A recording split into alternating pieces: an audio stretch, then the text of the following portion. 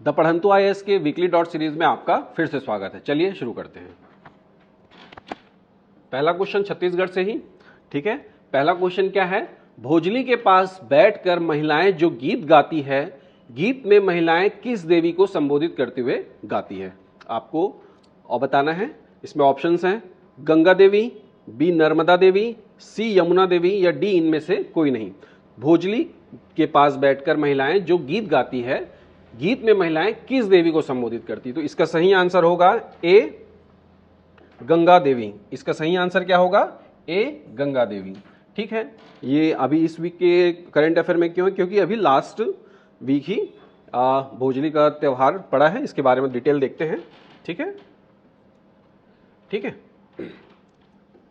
तो भारत के छत्तीसगढ़ के अलावा अनेक प्रांतों में सावन महीने की सप्तमी को, ठीक है, कब, सावन महीने की सप्तमी को छोटी छोटी टोकरियों में मिट्टी डालकर उसमें अन्न के दाने बोए जाते हैं। ये दाने गेहूं, है ना, धान, जौ के हो सकते हैं, ठीक है। भोजली नई फसल की प्रतीक होती है। भोजली किसकी, नई फसल की प्रतीक होती है, ठीक है। और भाद्र पक्ष में कृष्ण पक्ष प्रतिपदा, है ना, कृष्ण पक्ष प्रतिपदा के दिन भोजली को जल में विसर्जित किया जाता है, ठीक है। भोजली को जल में विसर्जित किया जाता है कब, भाद्र, है ना, भाद्रपद में कृष्ण पक्ष प्रतिपदा के दिन भोजली को जल में विसर्जित किया जाता है, ठीक है। छत्तीसगढ़ में भोजली, है ना, कान में लगाकर मित्र बनाए जाते हैं। छत्तीसगढ़ में भोजली कान में लगाकर मित्र बनाए जाते हैं और ये मित्रता को जीवन भर निभाया जाता है, इसलिए भोजली को मित्रता का त्यौहार भी बोलते हैं, ठीक है। चलिए आगे देखते हैं। नेक्स्ट क्वेश्चन है, हाल ही में छत्तीसगढ़ के किस जिले को मोतियाबिंद मुक्त जिला घोषित किया गया है, ठीक है। आप ऑप्शन देख लीजिए, ए बालोद, बी धमतरी, सी दुर्ग या डी राजनांदगांव। जो दुर्ग है ना, ये 7वां जिला है जिसको अभी हाल ही में मोतियाबिंद मुक्त जिला घोषित किया गया है, ठीक है। चलिए इसके बारे में थोड़ा देख लेते हैं। तो जो मोतियाबिंद होता है, ठीक है, वो आंख के सामान्य रूप से साफ लेंस पर धुंधलापन छाना हो जाता है, ठीक है। ज्यादातर मोतियाबिंद कई सालों में धीरे धीरे विकसित होता है, ठीक है। मोतियाबिंद एक आंख की बीमारी है, ठीक है। धुंधला दिखना इसका प्रमुख लक्षण है, ठीक है। और जो दुर्ग जिला है ना, वो 7वें नंबर का मोतियाबिंद मुक्त जिला होने का गौरव प्राप्त हुआ है। कौन, दुर्ग जिला, ठीक है। इसमें इतना ही है, आगे देख लेते हैं नेक्स्ट क्वेश्चन। अगला क्वेश्चन है, राष्ट्रीय आयुष मिशन के अंतर्गत छत्तीसगढ़ राज्य में संचालित कायाकल्प आयुष कार्यक्रम में वर्ष 2023 हेतु उत्कृष्ट आयुष संस्था के रूप में कोंडागांव के किस शासकीय आयुर्वेदिक औषधालय को संभाग स्तरीय प्रथम पुरस्कार मिला है, ठीक है। तो ऑप्शन में इसमें क्या क्या दिया है, बोरगांव, बी अनंतपुर, सी दोनों या डी इनमें से कोई नहीं। तो इस क्वेश्चन के हिसाब से इसका जो सही आंसर होगा ए बोरगांव, ठीक है, ए बोरगांव को मिला है, ठीक है। चलिए इसके बारे में भी देख लेते हैं, ठीक है। जो कायाकल्प प्रोग्राम है ना, ये छत्तीसगढ़ ऐसा करने वाला पहला राज्य है, ठीक है। इसमें क्या है, जो शासकीय और, है ना, जो शासकीय आयुर्वेदिक औषधालय रहते हैं, ठीक है, उसमें स्वच्छता को बढ़ावा देने के लिए, संक्रमण की रोकथाम के लिए तथा अपशिष्ट प्रबंधन के साथ गुणवत्तापूर्ण स्वास्थ्य सुविधाएं मुहैया कराने के लिए कायाकल्प आयुष का क्रियान्वयन किया जा रहा है, ठीक है। क्या, कायाकल्प आयुष का क्रियान्वयन किया जा रहा है। इसमें भी टोटल, है ना, 25 केंद्रों को पुरस्कृत किया गया है, जो हमारे उप मुख्यमंत्री टीएस सिंहदेव हैं उनके द्वारा। तो इसमें मेनली क्या क्या हो रहा है कि जो आयुष संस्थाएं हैं उनमें स्वच्छता को बढ़ावा देना, संक्रमण की रोकथाम तथा अपशिष्ट प्रबंधन के साथ गुणवत्तापूर्ण स्वास्थ्य सुविधाएं मुहैया कराना, ठीक है। इसका जो उद्देश्य है कायाकल्प आयुष का, उसका उद्देश्य ये है, ठीक है। इसमें प्रथम पुरस्कार में कितना, 75,000 की राशि, है ना, चेक के माध्यम से दी गई और दूसरा पुरस्कार 50,000 के रूप में दिया गया है, ठीक है। तो ये कोंडागांव के लिए था। चलिए आगे देख लेते हैं नेक्स्ट क्वेश्चन, ठीक है। नेक्स्ट क्वेश्चन, संस्कृत दिवस किस दिन मनाया जाता है, ठीक है। आपको बताना है कि संस्कृत दिवस किस दिन मनाया जाता है। ऑप्शन देखिए, श्रावण पूर्णिमा के दिन, बी श्रावण अमावस्या के दिन, या सी कार्तिक पूर्णिमा के दिन या कार्तिक अमावस्या के दिन, ठीक है। तो जो संस्कृत दिवस है वो श्रावण पूर्णिमा को मनाया जाता है, ठीक है। संस्कृत दिवस जो है वो श्रावण पूर्णिमा के दिन मनाया जाता है, ठीक है। इस पे बारे में देख लेते हैं। तो इस वर्ष 31 अगस्त को मनाया गया है ना। इस वर्ष कब मनाया गया, जो सावन पूर्णिमा था वो 31 अगस्त को हुआ, इसलिए उस दिन संस्कृत दिवस मनाया गया। ठीक है, ये संस्कृत जो है वो विश्व की पहली वैज्ञानिक भाषा है। क्या है, विश्व की पहली वैज्ञानिक भाषा है। ठीक है, और संस्कृत दिवस को कब, श्रावण पूर्णिमा के दिन मनाया जाता है। ठीक है, और छत्तीसगढ़ विशेष रूप से है ना, छत्तीसगढ़ में संस्कृत का अतीत समृद्ध है ना। यहाँ बलौदा बाजार में तुड़तुरिया किसके लिए, महर्षि वाल्मीकि के लिए, और सरगुजा जिले के उदयपुर में रामगढ़ की पहाड़ियां महाकवि कालिदास का क्षेत्र माना जाता है। ठीक है, प्रदेश में रामायणकालीन एवं महाभारतकालीन है ना धर्म कर्मों से जुड़ा हुआ है। यहाँ का बड़ा भूभाग दंडकारण्य क्षेत्र में आता है। ठीक है, जो ऋषियों का क्षेत्र कहा गया है। आगे देखते हैं नेक्स्ट क्वेश्चन। ठीक है, नेक्स्ट क्वेश्चन है, छत्तीसगढ़ में राम वन गमन पर्यटन परिपथ का निर्माण कार्य की शुरुआत कहां से हुई है। ठीक है, आपको बताना है कि छत्तीसगढ़ में राम वन गमन पर्यटन परिपथ का निर्माण कार्य की शुरुआत कहां से हुई है। ठीक है, ऑप्शन देखिए, चंदखुरी, शिवरी नारायण, राजीव लोचन मंदिर या चंपारण। ठीक है, तो इस क्वेश्चन का सही आंसर होगा ए, चंदखुरी। ठीक है, चंदखुरी से शुरुआत किया गया है राम वन गमन पर्यटन परिपथ का। ठीक है, इसके बारे में देखते हैं। अब ये जो है, ये भी हाल ही में क्या हुआ है कि जो चंपारण रामायण महोत्सव हुआ है, अभी हाल ही में चंपारण रामायण महोत्सव, इसलिए ये क्वेश्चन लिया गया है कि चंपारण रामायण महोत्सव हुआ है। ठीक है, और जो क्वेश्चन था वो पूछा है कि कहां से शुरुआत हुआ है, तो शुरुआत इसका चंदखुरी से हुआ है। ठीक है, छत्तीसगढ़ में राम वन गमन पर्यटन परिपथ निर्माण का कार्य चल रहा है। इसकी शुरुआत कहां से हुई थी, चंदखुरी से, उसके बाद शिवरी नारायण, फिर राजीव लोचन मंदिर, और अब चंपारण में है ना भगवान राम की भव्य मूर्ति का अनावरण हुआ है। ठीक है, तो अभी लास्ट वीक में चंपारण में रामायण महोत्सव हुआ है। ठीक है, तो ये जो राम वन गमन वाला जो पर्यटन के लिए जो विकसित किया जा रहा है, ये कब से कब घोषित किया गया था, 7 अक्टूबर 2021 को मुख्यमंत्री भूपेश बघेल ने छत्तीसगढ़ में भगवान राम के वनवास काल से जुड़े स्थलों को विश्व स्तरीय पर्यटन स्थल के रूप में विकसित करने के लिए प्रारंभ की गई थी। क्या, राम वन गमन पर्यटन परिपथ योजना। ठीक है, कब से स्टार्ट किया गया था इसको,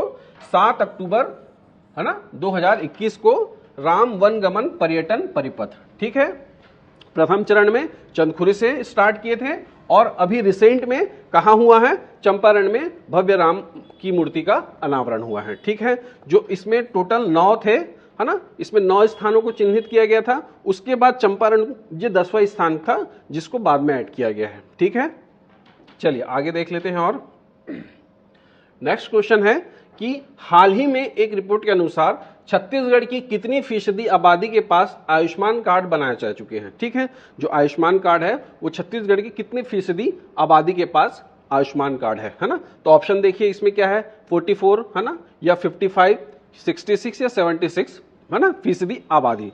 ठीक है, ये पूछ रहा है कितनी फीसदी आबादी के बाद है ना, तो कितनी फीसदी, कि 44% है, कि 55% है, कि 66% है, या 77% है। तो इसका सही आंसर होगा 66%। ठीक है, इसका सही आंसर है ऑप्शन सी। चलिए इसके बारे में देख लेते हैं। ठीक है, जो आयुष्मान भारत योजना है ना, या प्रधानमंत्री जन आरोग्य योजना, ये भारत सरकार की एक योजना है जिसमें स्वास्थ्य, मेनली स्वास्थ्य के लिए है ना, जिसे कब से स्टार्ट किया गया था, 23 सितंबर 2018 को स्टार्ट किया गया था। कब स्टार्ट किया गया था, 23 सितंबर है ना 2018 को आयुष्मान भारत योजना स्टार्ट की गई थी। ठीक है, छत्तीसगढ़ के 66% से ज्यादा आबादी के पास इस वक्त आयुष्मान कार्ड है, और छत्तीसगढ़ में लगभग 1650 अस्पतालों में ये पंजीकृत है जहां से इसमें फ्री में इलाज होता है आयुष्मान कार्ड के थ्रू। ठीक है, चलिए आगे देख लेते हैं। ठीक है, अगला क्वेश्चन है, हाल ही में राष्ट्रीय ई गवर्नेंस पुरस्कार 2023 स्वर्ण रायपुर स्मार्ट सिटी लिमिटेड के किस ऐप को प्रदान किया गया है। राष्ट्रीय पुरस्कार है, तो राष्ट्रीय ई गवर्नेंस पुरस्कार 2023 स्वर्ण रायपुर स्मार्ट सिटी लिमिटेड के किस ऐप को प्रदान किया गया है। ऑप्शन देख लीजिए, मोर सीजी ऐप, मोर रायपुर ऐप, मोर बिलासपुर ऐप, या इनमें से कोई नहीं। ठीक है, तो इस क्वेश्चन के लिए जो सही आंसर होगा वो होगा ऑप्शन बी, मोर रायपुर ऐप को रायपुर स्मार्ट सिटी लिमिटेड के ऐप है ना को राष्ट्रीय ई गवर्नेंस पुरस्कार 2023 स्वर्ण रायपुर स्मार्ट सिटी लिमिटेड के मोर रायपुर ऐप को दिया गया है। ठीक है, चलिए आगे देख लेते हैं इसमें। ठीक है, केंद्र सरकार के प्रशासनिक सुधार और लोक शिकायत विभाग द्वारा जिला स्तरीय उत्कृष्ट ई गवर्नेंस के पहल के लिए राष्ट्रीय ई गवर्नेंस पुरस्कार 2023 रायपुर स्मार्ट सिटी लिमिटेड के मोर रायपुर ऐप को प्रदान किया गया है। ठीक है, इसमें क्या है, केंद्र सरकार दे रही है।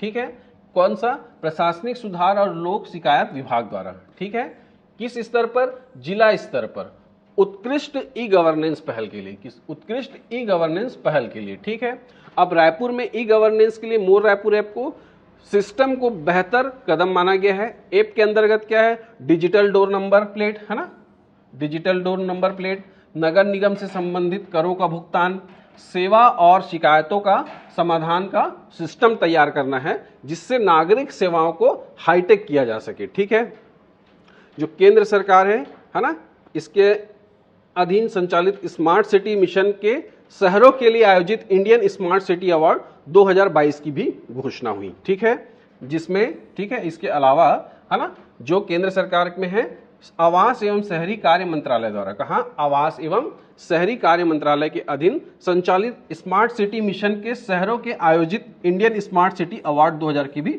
घोषणा हुई। इसमें किसको किसको, दो को मिला है ना, छत्तीसगढ़ में एक नालंदा परिसर को, है ना, बेस्ट इनोवेशन अवार्ड के लिए, और बीपी पुजारी स्कूल को बेस्ट, है ना, सोशल ऑफसेट अवार्ड मिला है। ठीक है,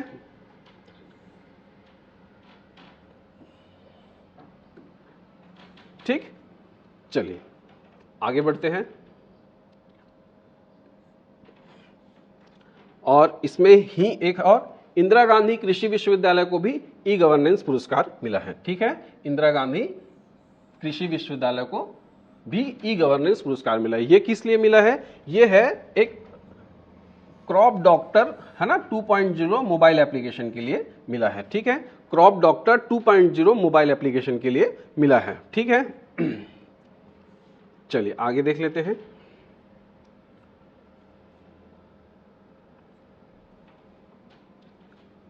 अगला क्वेश्चन है, हाल ही में भूटान में आयोजित इंटरनेशनल एथलेटिक्स प्रतियोगिता में गरियाबंद के किस खिलाड़ी ने भारत के लिए भाला फेंक प्रतियोगिता में स्वर्ण पदक जीता है। ठीक है, ये पूछा है भूटान में आयोजित, कहा, भूटान में आयोजित, है ना, इंटरनेशनल एथलेटिक्स प्रतियोगिता में गरियाबंद के किस खिलाड़ी ने भारत के लिए भाला फेंक प्रतियोगिता में स्वर्ण पदक जीता है। ऑप्शन देखिए, अमित कुमार, बी अभय कुमार, है ना, गणोरकर, सी अजय कुमार, या डी इनमें से कोई नहीं। तो इसके हिसाब से जो सही ऑप्शन है वो ऑप्शन बी अभय कुमार, है ना, गरुड़कर। चलिए इसके आगे देखते हैं क्वेश्चन के बारे में। ठीक है, तो भूटान में आयोजित इंटरनेशनल एथलेटिक्स प्रतियोगिता में गरियाबंद के अभय कुमार गरुड़कर को भारत का परचम लहराया है और इतिहास रचते हुए जेवलिन थ्रो में भारत के लिए स्वर्ण पदक हासिल किया। ये इनका सेकंड, है ना, मौका है जब इन्हें अंतर्राष्ट्रीय मंच पे भारत का नाम रोशन किया। इससे पहले वो, है ना, आर्चरी में, कहा, जो आयोजित हुआ था दुबई में, उसके लिए भी आर्चरी में भी स्वर्ण पदक हासिल कर चुके हैं। ठीक है, अभी रिसेंट में इनको, ठीक है, जेवलिन थ्रो के लिए गोल्ड मिला है। ठीक है, और इससे पहले दुबई में आर्चरी के लिए भी गोल्ड मिला हुआ है। ठीक है, ये जो आयोजन है वो कब से कब तक हुआ था, भूटान में 25 से 30 अगस्त तक हुआ था, भूटान के गुंटूर में हुआ था। ठीक है, भूटान के गुंटूर शहर में हुआ था। ठीक है, अभय 45+ संवर्ग में, है ना, कौन से उसमें 45+ संवर्ग में इंडिया टीम का प्रतिनिधित्व करते हुए शामिल हुए थे। ठीक है, चलिए आगे देख लेते हैं। ठीक है, अब इंडिया से करंट अफेयर देख लेते हैं। हाल ही में ग्रीस की राष्ट्रपति श्रुसी, है ना, कतरीना ने किस किसको grand cross of the order of honour से विभूषित किया है। ठीक है, ऑप्शन देखिए, श्रीमती द्रौपदी मुर्मू, बी नरेंद्र मोदी, सी अमित शाह, या डी इनमें से कोई नहीं। तो इसका जो सही ऑप्शन होगा वो है नरेंद्र मोदी। ठीक है, अभी नरेंद्र मोदी प्रधानमंत्री जी अभी ग्रीस की यात्रा पे थे और दक्षिण अफ्रीका की यात्रा में थे। तो जब वो ग्रीस में गए थे तब उनको ये अवार्ड दिया गया है, कौन सा, grand cross of the order of honour. ठीक है, चलिए आगे देख लेते हैं। ठीक है, अब इसमें इंपॉर्टेंट क्या है कि भाई नरेंद्र मोदी को मिला है, ठीक। और जो ये the order of honour of की स्थापना क्या है, कब हुई थी, 1975 में हुई थी, ठीक है।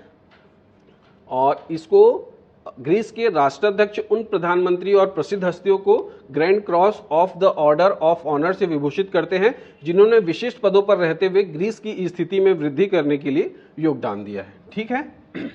चलिए आगे देख लेते हैं। हाल ही में भारत का पहला 3D प्रिंटेड डाकघर कहाँ उद्घाटन हुआ, ठीक है। ये क्वेश्चन लास्ट वीक छूट गया था, उसको इसमें इंक्लूड कर लिए हैं, ठीक है। तो ये जो पहला 3D प्रिंटेड डाकघर है ना, कहाँ पे उद्घाटन हुआ, तो इसका सही आंसर है बेंगलोर, ठीक है। इसका सही आंसर है बेंगलोर में, ठीक है। तो इसमें इंपॉर्टेंट क्या क्या चीजें हैं कि ये बेंगलोर में, ठीक है, हुआ। इसका उद्घाटन किसने किया था, अश्विनी वैष्णव जी ने किया था, जो केंद्रीय मंत्री अश्विनी वैष्णव जी ने किया था, ठीक है। इसको किसके साथ में निर्माण किया गया है, IIT मद्रास की टेक्निक है इसमें, है ना, IIT मद्रास की टेक्निक है और लार्सन एंड टर्बो ग्रुप द्वारा किया गया है। कि किसके द्वारा, लार्सन एंड टर्बो ग्रुप के द्वारा किया गया है, ठीक है। चलिए आगे देख लेते हैं, ठीक है। नेक्स्ट क्वेश्चन है, भारतीय खिलाड़ी प्रज्ञा नंदा निम्न में से किस खेल से संबंधित हैं, ठीक है।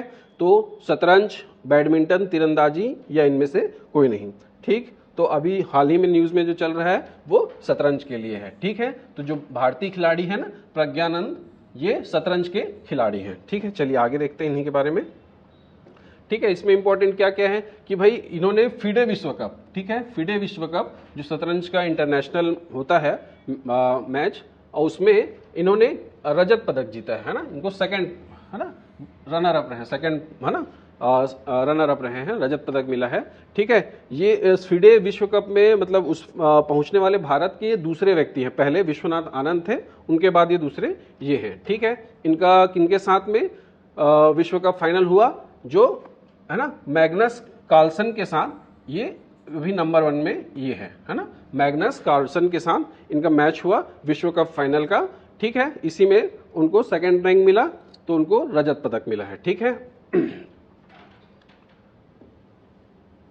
ठीक, चलिए आगे बढ़ते हैं, ठीक। अगला क्वेश्चन है चंद्रयान से।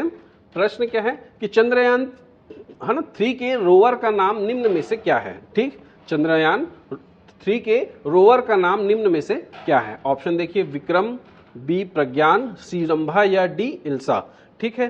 तो जो रोवर है, रोवर का नाम क्या है, प्रज्ञान, ठीक है।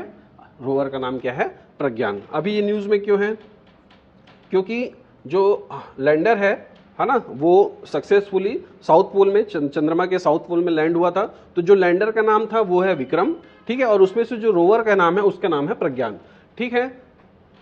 और इसमें और क्या है इंपॉर्टेंट में, ये जो प्रज्ञान रोवर है, ठीक है, उन्होंने उसने दक्षिणी ध्रुव पर सल्फर की, है ना, सल्फर की उपस्थिति की पुष्टि की है, ठीक है। और इसी में जो चंद्रयान से रिलेटेड और 2-3 इंपॉर्टेंट पॉइंट क्या है कि 23 अगस्त को क्या बोला गया है, नेशनल स्पेस डे के लिए अनाउंस किया गया है 23 अगस्त को, क्योंकि इसी दिन ही, है ना, जो विक्रम लैंडर है वो सक्सेसफुली साउथ पोल पे सॉफ्ट लैंडिंग किया था, ठीक है। और उस जिस पॉइंट पे लैंड किया था उसका नाम क्या रखा गया है, शिव शक्ति पॉइंट, ठीक है। जिस पॉइंट पे लैंड किया है उस पॉइंट को क्या नाम दिया गया है, शिव शक्ति पॉइंट। और जो चंद्रयान 2 जिस पॉइंट पे था उसको क्या नाम दिया गया है, तिरंगा पॉइंट नाम दिया गया है, ठीक है।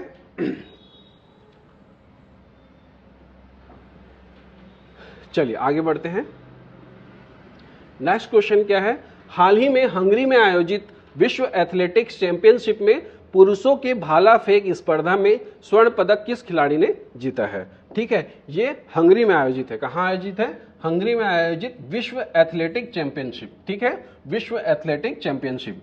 तो भाला फेंक के लिए नीरज चोपड़ा, ऑप्शन ए नीरज चोपड़ा, ये इसका सही आंसर है, ठीक है। चलिए देखते हैं इसमें, ठीक है। तो जो नीरज चोपड़ा है ना, इनको स्वर्ण पदक मिला है। फर्स्ट रैंक में नीरज चोपड़ा थे। सेकंड रैंक में कौन था, पाकिस्तान के अरशद नदीम, है ना, सेकंड रैंक इनका था, है ना, पाकिस्तान के अरशद नदीम का, ठीक। चलिए इतना इंपॉर्टेंट है इसमें, आगे देखते हैं, ठीक। अगला क्वेश्चन है, राष्ट्रीय खेल दिवस निम्न में से किस दिन मनाया जाता है, ठीक है। तो जो राष्ट्रीय खेल दिवस निम्न में से किस दिन मनाया जाता है? ऑप्शन देखिए 27 अगस्त, 28 अगस्त, 29 अगस्त या 30 अगस्त को। तो राष्ट्रीय खेल दिवस है ना 29 अगस्त को मनाया जाता है। ठीक है, राष्ट्रीय खेल दिवस कब मनाया जाता है? 29 अगस्त को। और 29 अगस्त को ही क्यों मनाया जाता है? क्योंकि इस दिन है ना हॉकी के जादूगर है ना मेजर ध्यानचंद का जन्म दिवस होता है। ठीक है, आगे देख लेते हैं। ठीक है, हॉकी के मेजर ध्यानचंद की जयंती। ठीक है, मेजर ध्यानचंद की जयंती कब रहती है? 29 अगस्त। और ये पहला राष्ट्रीय खेल दिवस कब मनाया गया था? 2012 से स्टार्ट किया गया है। कब से? 2012 से स्टार्ट किया गया है। ठीक है, चलिए आगे और देख लेते हैं। अंतर्राष्ट्रीय साक्षरता दिवस का आयोजन कब किया जा रहा है?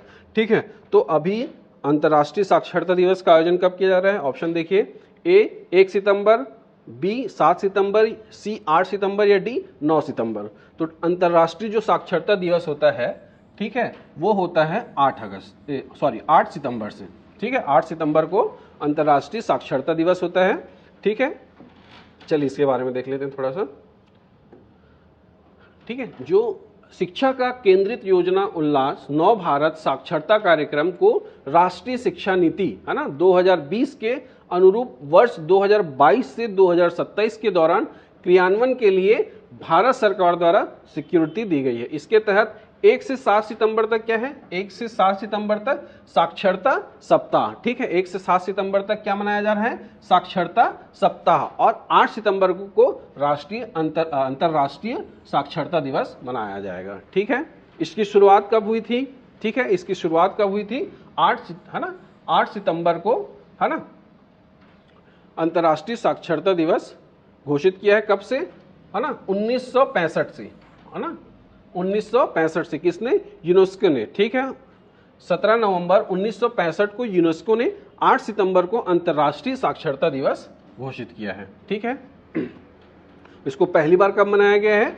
1966 में मनाया गया पहली बार अंतर्राष्ट्रीय साक्षरता दिवस। घोषणा हुई थी 1965 में और फर्स्ट टाइम कब मनाया गया? 1966 में। ठीक है, चलिए आगे देख लेते हैं। ठीक है, आप आज के लिए इतना ही रखते हैं, है ना। आपको हमारे जो करंट अफेयर हैं ये हमारे सोशल मीडिया टेलीग्राम चैनल्स सब में अवेलेबल, यूट्यूब में अवेलेबल रहते हैं, आप उसमें से देख सकते हैं। इस QR कोड के थ्रू आप हमारे द पढ़ंतु IAS के मोबाइल एप्लीकेशन को भी डाउनलोड कर सकते हैं और उसके फ्री सेक्शन में जाके करंट अफेयर के सारी चीज़ें आपको वहाँ पे मिल जाएगी। उसके अलावा कुछ पेड कोर्सेज भी रन कर रही हैं जो आप उसमें देख सकते हैं। हमारी जो ऑफलाइन की जो क्लासेस है CGPSC के लिए, वो रायपुर के सुंदर नगर में RBI बैंक के सामने चल रहा है ना। कोई एग्जाम से रिलेटेड कोई क्वेरी है तो आप फ़ोन करके भी आ सकते हैं या डायरेक्ट ऑफिस आके भी विजिट कर सकते हैं। आज के लिए इतना ही रखते हैं। Thank you.